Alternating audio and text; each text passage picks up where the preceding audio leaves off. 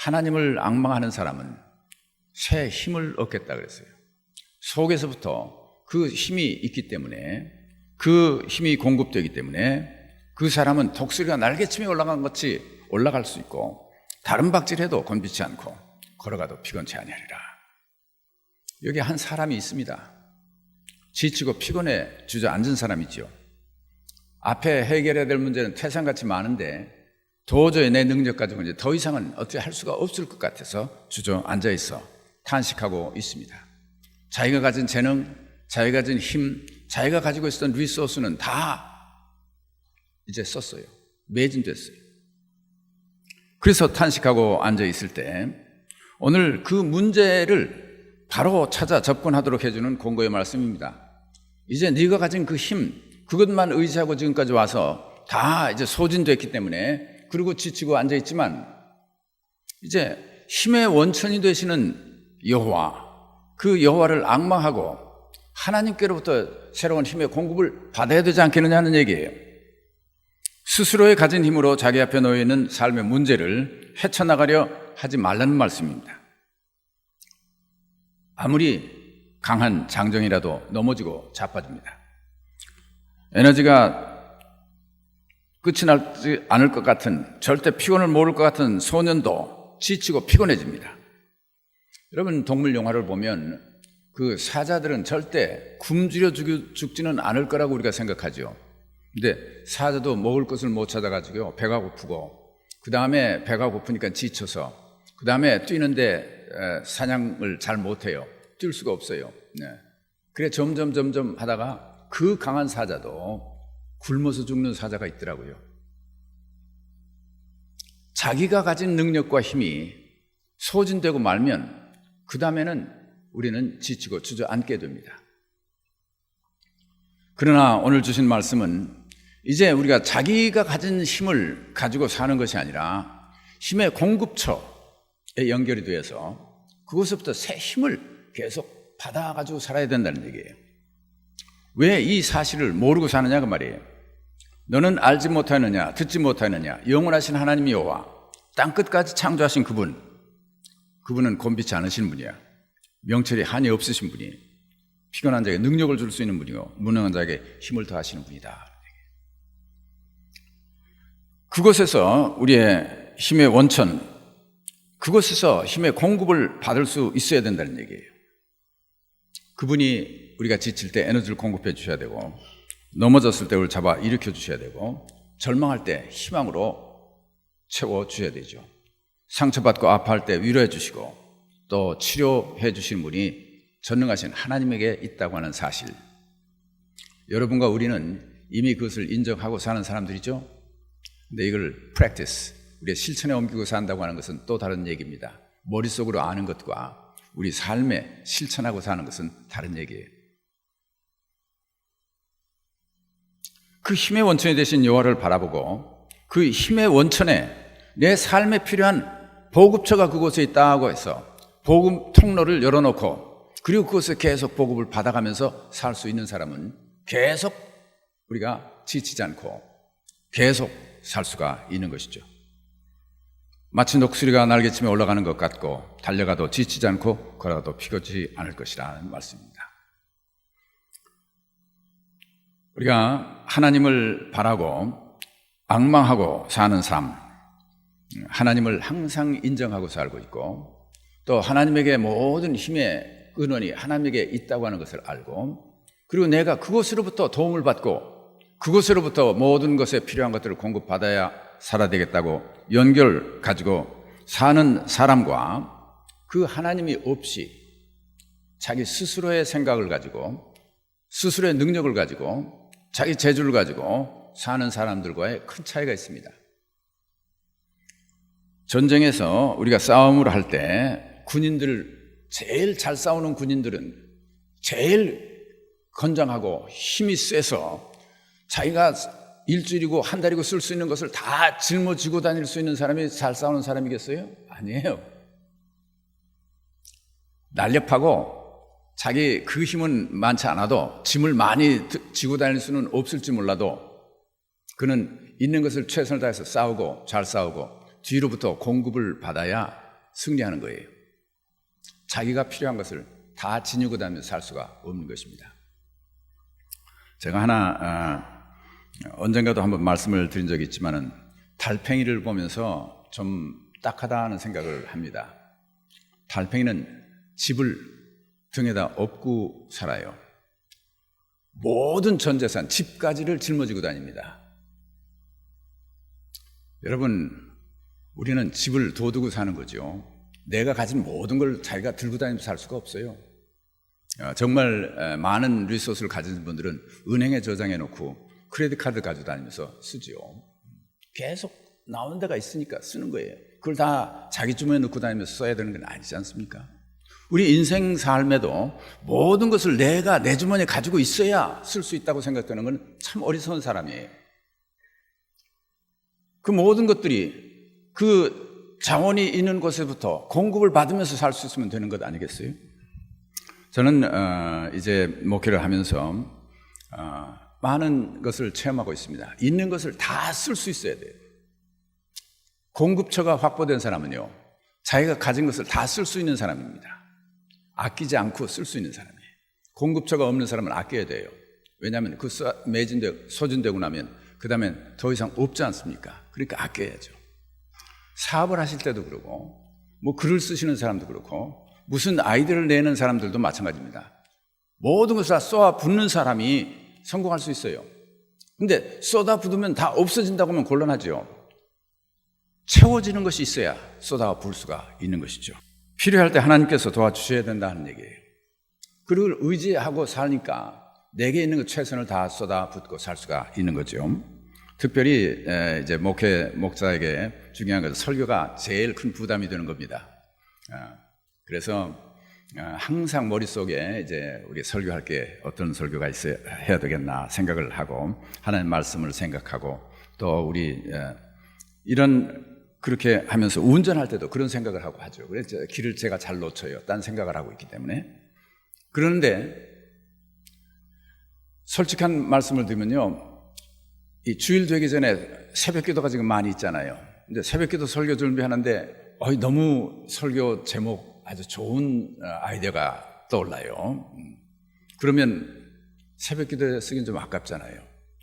주일날 설교를 하면 주일 설교는 방송으로도 나가고 많은 사람이 듣는데 좋은 설교를 주일날 하고 새벽 기도 설교는 그렇지 못한 설교를 우리가 써야 될 거 아니겠어요?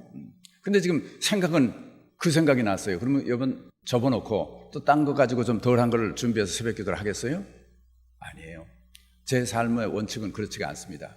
그 전에 섬기던 교회, 퍼킵식 교회에서도 이제 성경 공부나 한 10명, 15명 모이는 그룹이 있어요. 근데 거기 말씀을 준비하다가 이 말씀은 그 10명한테 하기는 너무 아까워. 10명한테 하고 나면 그 다음에 150명, 200명 모이는 예배 때는 못 쓰잖아요. 그러나 제 원칙은 항상 지금 생각나고 준비된 거면 그때 다 있는데 다 씁니다. 그러면 그 다음에 생각 안 나면 어떡할 거예요? 아니에요. 또 주시더라고요. 네. 이 생각이 내 머릿속에 나오는 생각이 아니라 하나님께서 영감으로 주셔야 되는 겁니다. 네. 새로운 생각을 꼭 채워주셔서 그동안 한 번도 할 게 없어서 설교할 게 없어서 못한 적은 없잖아요. 그런데 이것을 믿고 사는 사람과 그렇지 않게 사는 사람은 차이가 있어요.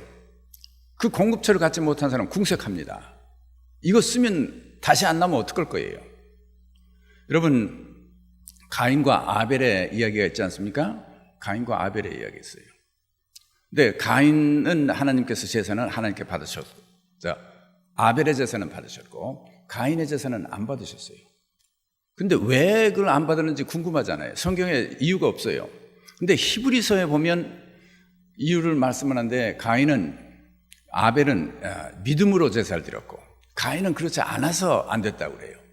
근데 그러면 가인은 어떻게 드렸기 때문에 믿음으로 드리질 않았고 아벨은 믿음으로 드렸는가 궁금하죠. 그런데 성경에 클루가 하나 있는데 아벨은 뭐 하는 사람이냐면 양을 치는 사람, 목자예요. 그 다음에 가인은 농사를 짓는 사람입니다.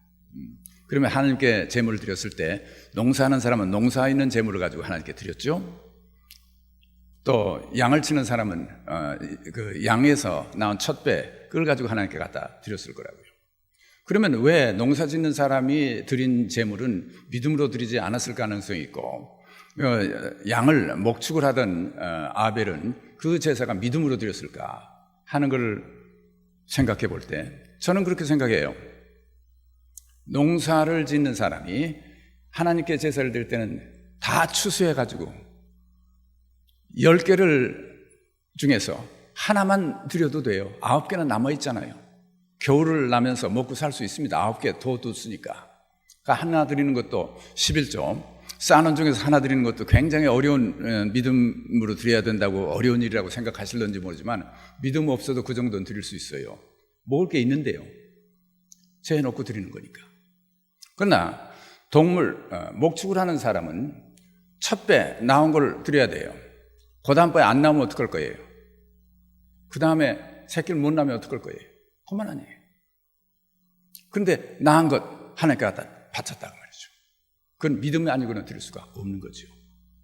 믿음으로 사는 여호와를 앙망하고 사는 사람은 하나님께로부터 다시 공급해 주시고 주어줄 걸 믿기 때문에 우리는 그것을 의지하고 사는 사람이라고 말이죠. 공급처를 가진 사람의 생활 방식과 공급처가 없는 사람이 삶의 방식은 다른 것입니다.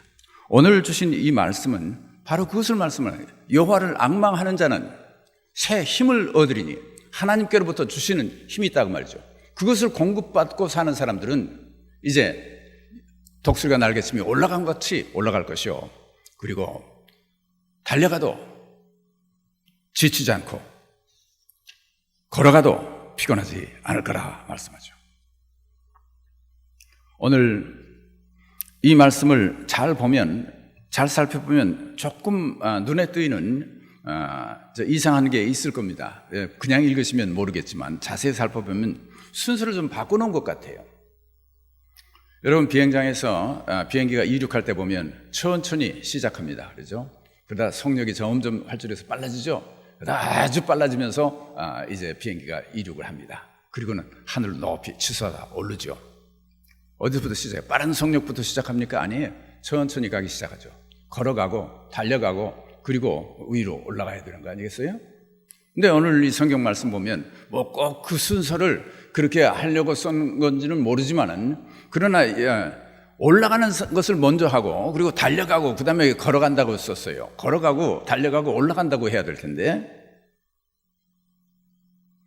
그러나 아마 이 말씀은 세상의 상식과 세상의 방법과는 다르다고 하는 다른 원리를 우리에게 소개해 주고 있는 것 같아요. 생명은 아까 말씀드린 대로 속에서부터 시작되는 겁니다. 오늘 하나님을 앙망하고 사는 삶, 이것은 우리가 인간적으로 생각해서 처음 천천히 시작해서 걷다가 그 다음에 조금 더 열정이 나오면 좀 뛰어가다가 그 다음에 이제 속력이 붙으면 그러면 이제 나는 정말 하나님께 정말 헌신하고 높이 올라가는 삶을 살 수 있을 거라고 생각하는 사람들 있죠. 그러나 그렇게 일하지 않습니다. 세상에서 우리가 올라가는 삶부터 산다고 하는 일은 세상 사람들은 이해하기 힘든 얘기예요. 그러나 오늘 성경 말씀은 독수리가 날개치며 올라감 같을 것을 먼저 말하고 있어요. 우리 신앙에는 우리 하나님을 앙망하는 삶 속에서 우리는 올라가는 삶이 먼저 이루어져야 그 다음에 일상생활에 우리가 경쟁사회에서 사는 뛰어가는 생활에서도 우리가 에너지가 계속 공급받고 그리고 열심히 살 수가 있고 그렇게 열심히 살 수 있는 사람 그리고 그 에너지를 하나님으로부터 공급받는 사람이 열심히 살았을 때 그 다음에 우리가 매일매일 루틴 매일 사는 삶 걸어가는 삶 같은 곳에 살고 있죠. 우리가 뛰는 삶만이 아닙니다. 직장에서는 뛰고 있을는지 모르지만 집에 와서는 우리가 걸어가는 삶 아니에요. 매일 똑같은 일 하나도 변화되지 않는 것 같은 일 반복하면서 사는 삶도 우리 걸어가는 삶이에요. 그런데 이 모든 이 세 에리아의 삶에 우리가 먼저 우리가 가져야 될 것은 우리가 하나님을 앙망함으로써 공급받는 힘으로 먼저 하나님께 높이 올라가는 그런 영적인 삶을 관리해야 되는 거죠. 그리고 여호와를 앙망하는 사람들에게 그 사건이 먼저 일어나는 겁니다. 영혼이 하나님을 앙망하고 그리고 신앙생활을 하면서 우리의 그 영적 체험이 높은 데 올라가는 체험을 해야 그 다음에 내 삶의 다른 모든 문제에 근본적인 동력들이 생기게 되는 거죠. 높이 올라가는 삶은 높이 올라가면 올라갈수록 아래에 있는 것들이 다르게 보입니다. 높은 산에만 올라가서 마을을 내려다보세요. 마을 속에 살 때는 큰 집도 있고 작은 집도 있죠. 마을 속에 사는 동안은 사람들이 걸어가는 내가 옆에 땅에서 마주쳐 보면 좀 더 잘생긴 사람도 있고 못생긴 사람도 있고 좀 큰 사람도 있고 작은 사람도 있고 능력 있는 사람도 있고 없는 사람도 있어서 비교하면서 살 수 있어요. 땅에서 사는 얘기입니다. 그러나 여러분이 조금만 높은 자리에 올라가서 보세요. 그러면 큰 사람, 작은 사람 별거 아니에요.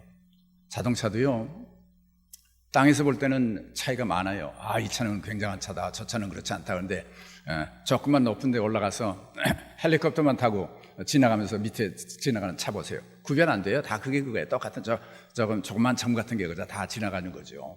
그게 뭐 그렇게 큰 차이가 있습니까? 우리가 삶의 높은 곳에 올라가야 그 다음에 삶을 바로 보게 됩니다.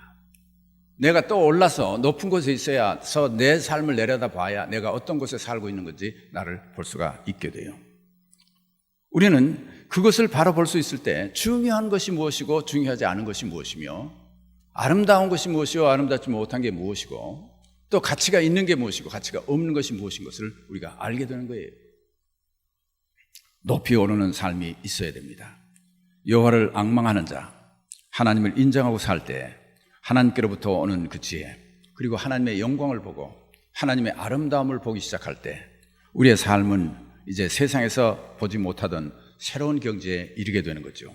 그리고 새로운 안목을 가지게 되는 것입니다. 새로운 시야가 우리의 삶의 방향을 바로 갖게 하는 것입니다.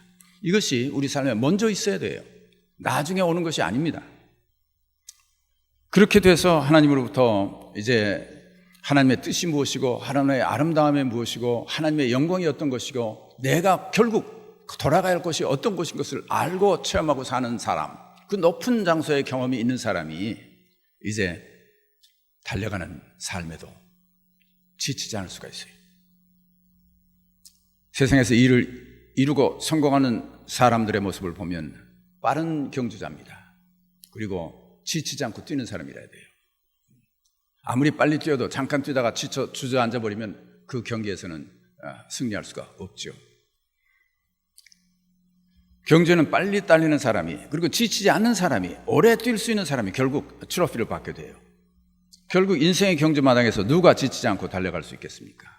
그런데 오늘 주신 말씀은 높이 올라가는 삶을 사는 사람, 하나님을 앙망하는 사람은 새 힘을 얻기 때문에 달려가는 삶에서도 지치지 않는다는 말씀이에요.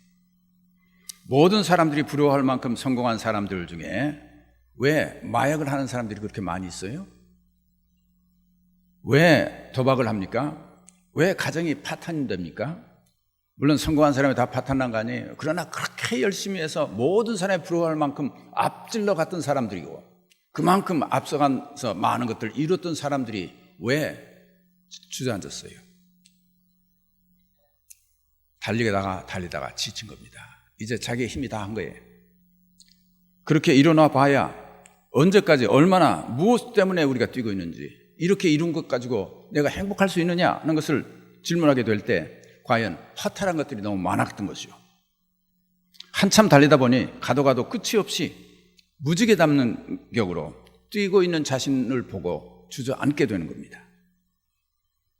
돈을 많이 벌었으면 다 될 것 같지만은 정말 올라가는 삶이 없이 무조건 많이 벌어놓은 돈은 어떤 때는 의미가 없어요.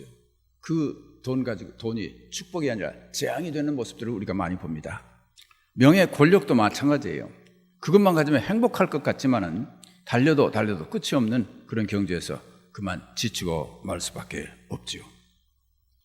여러분, 사도 바울, 그 사람이 자기가 가진 지식 가지고 살았던 사람입니까? 자기가 가진 재능을 가지고 살았던 사람이 아니에요. 그는 하나님을 앙망하고 하나님으로부터 오는 힘을 의지하고 살았던 사람이에요. 그리고 높은 곳을 바라고 살았던 사람입니다. 그는 빌립보서에 이렇게 말씀하고 있잖아요. 어떻게 해서든지 죽은 자 가운데서 부활에 이르려 한다. 자기 경주, 자기 뛰어가는 삶의 목적이 잠깐 살고 은퇴하고 그 다음에 뭐 편안한 삶 살다가 가는 것에 목적을 두질 않았어요. 그것이 결론이 아닙니다. 어디까지 갈 거예요, 그렇게? 결국 병들고 약해지고 그리고 죽음으로 끝나는 삶이 아닙니까? 그러나 사도 바울은 부활에 이르는 부활의 소망을 가지고 살았던 사람. 높은 곳에 이제 다른 사람들이 미치지 않는 그곳에 그는 목적을 두고 살았던 사람이에요. 내가 이미 얻었다 함도 아니요 온전히 이루었다 함도 아니라 오직 내가 그리스도 예수께 잡힌 바 된 그것을 잡으려고 달려가노라. 형제들아, 나는 아직 내가 잡은 줄로 여기지 아니하고 오직 한 일, 즉 뒤에 있는 것은 잊어버리고 앞에 있는 것을 잡으려고 푯대를 향하여 그리스도 예수 안에서 하나님이 위에서 부르신 부름의 상을 위하여 달려가노라. 그렇게 살았던 사람이에요. 그는 단순히 뛰기 위해서 뛰었던 사람이 아닙니다. 단순히 눈앞에 보이는 어떤 목적을 위해서 살았던 사람이 아니에요.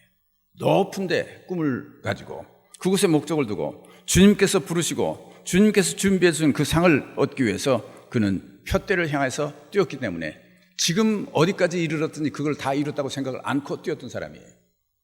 평생 마지막 숨을 거두는 순간까지 그는 지치지 않고 뛰어가던 사람이었습니다. 이것은 힘의 원천이 되시는 하나님께 그로부터 힘을 공급을 받았고 그리고 그곳에 목적을 두고 살았던 사람이었죠. 우리가 뛰어가는 삶, 세상 사람들은 다 눈앞에 보이는 어떤 것을 위해서 뛰고 있습니다. 그러나 우리가 뛰어가는 우리의 목적은 그것을 넘어서야 되죠. 우리가 높이 올라가는 삶을 가지고 영적인 삶을 살 때 우리에게는 계속 공급되어지는 그 에너지, 그 힘으로 뛰어도 지치지 않는 그 뛰임을 뛰고 살 수가 있는 것입니다. 마지막으로 우리 세 번째 우리 삶의 모습에는 걸어가는 삶이 있어요. 매일 사는 삶입니다. 그건 거의 무의미한 것 같은 생각이 들죠. 뛰어가서 뭐를 이뤄놓으면 뭐 이루는 것 같은데 집안에서 일어나서 아침에 세수하고 뭐 밥 먹고 앉아서 얘기하고 뭐 그리고 하는 매일 돌아가는 그 루틴, 그것은 별거 아닌 것 같습니다. 그것이 우리의 걸어가는 삶의 모습이에요. 우리 삶에는 그런 모습이 있습니다. 근데 삶에 정말 낙심하고 실패하는 사람들은 뛰어가다가 지쳐서 자살하는 사람보다는 걸어가는 삶에 지쳐서 피곤해서 자살하는 사람이 더 많아요. 우리가 걸어가는 삶 너무 피곤합니다. 지루해요. 아무 의미가 없다고 생각돼요. 그러나 그곳에 참다운 기쁨을 가지고 살 수 있고 그 걸어가는 매일매일 삶에서 행복을 느끼고 살 수가 있고 그 걸어가는 매일매일 삶 속에서 우리가 옆에 있는 손잡고 가는 사람들과 우리가 사랑할 수 있는 삶을 살 수 있다고 하는 것은 놀라운 일이에요. 아무나 못하는 일이에요. 매일 마주보고 보는 아내 얼굴을 보면서 여러분 지루하다고 해서는 안 되겠잖아요. 근데 매일 보는 얼굴이 뭐 지루하지 않을 수 있나 생각하는지 모르죠. 새로운 힘이 공급돼야 새롭게 보이지 않겠어요? 매일매일 보는 삶 속에 아침, 저녁, 점심 우리가 세 끼 먹는 것도 그거 참 아주 힘들어요. 어떻게 세 번씩 다 먹어야 되는데 말이죠. 안 먹으면 배고프고 그거 바쁜데 그거 다 해야 돼요. 내가 꼭 이렇게 먹고 살아야 돼. 이건 먹어야 꼭 되나. 근데 안 먹을 수 없잖아요. 먹고 산다고 그러죠. 그러나 그런 모든 할 수 있는 그런 일들이 의미를 가져야 된다는 얘기예요. 그래서 재미가 있어야 되잖아요. 그것은 우리가 힘이 공급받지 않고는 그런 일이 이루어질 수가 없어요. 삶의 목적을 바로 갖지 않고는 걸어가는 삶을 제대로 살 수가 없는 거죠. 좋은 집을 가졌다고 이루어지는 게 아니에요. 좋은 가구가 있다고 해서 걸어가는 삶이 편안하고 또 지치지 않는 게 아닙니다. 그저 골프 치고 여행도 하고 그렇게 살면 우리는 다 행복해질 것 같지만 아니에요. 그렇게 하면서 고민이 있고 피곤해지죠. 어떤 사람들은 그 삶을 감당 못해서 결국 자기 목숨을 끊는 사람도 많이 보고 있습니다. 그 삶도 여호와를 앙망하지 않고 살면 살 수가 없는 거예요. 견딜 수 없이 지루해지고 짜증이 나고 그저 사사건건 내 앞에 닥치는 게 내 괴롭히는 사건들이 된다는 얘기예요. 우리는 기도하고 말씀을 배우고 읽고 그리고 매일 예배하고 또 우리 주위에 만나는 모든 사람들과 교제하고 사는 이 친교, 코이노니아, 이것을 가지고 사는 삶 속에는 참다운 사랑이 있어야 되고 감사가 있어야 되고 감격이 있어야 되고 행복이 있어야 되는데 이것은 거저 오는 게 아니잖아요. 이것이 위에부터 오는 힘의 공급을 받을 때 그 일들이 이루어지는 것입니다. 사랑하는 성도 여러분, 우리가 사는데 이제 지치고 힘들 때 주저앉아서 왜 이렇게 힘든가? 왜 이렇게 어려운가? 이제 더 이상 내가 일어날 기력이 없다 생각할 때 오늘 이 말씀을 기억하시기 바랍니다. 여호와를 앙망하는 자는 새 힘을 얻을 것이니 독수리가 날개침에 올라감 같을 것이요 달려가도 건비치 아니하겠고 그리고 걸어가도 피곤치 않다. 우리의 삶은 항상 생명력이 차고 넘치고 그렇게 속에서부터 이루어지는 그 사건은 우리가 영원하신 하나님, 우리를 창조하신 그 하나님께 우리가 연결하고 하나님을 앙망하고 바라고 그리고 연결해서 살 때 그 일들이 이루어지는 것입니다. 진정으로 여러분의 삶에 이 생명력이 차고 넘치고 하나님께서 공급해 주신 힘으로 살아가시는 여러분 되시길 주의 이름으로 축원합니다. 우리 기도하십시다.